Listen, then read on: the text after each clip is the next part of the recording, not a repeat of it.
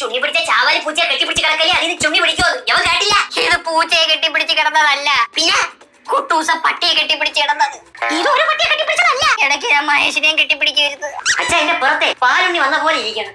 പാലുണ്ണിയാ? എവിടെ നോക്കട്ടെ, തിരിഞ്ഞെന്നാണ്. ഈശ്വര, മൊത്തം ചുണ്ണിമയം.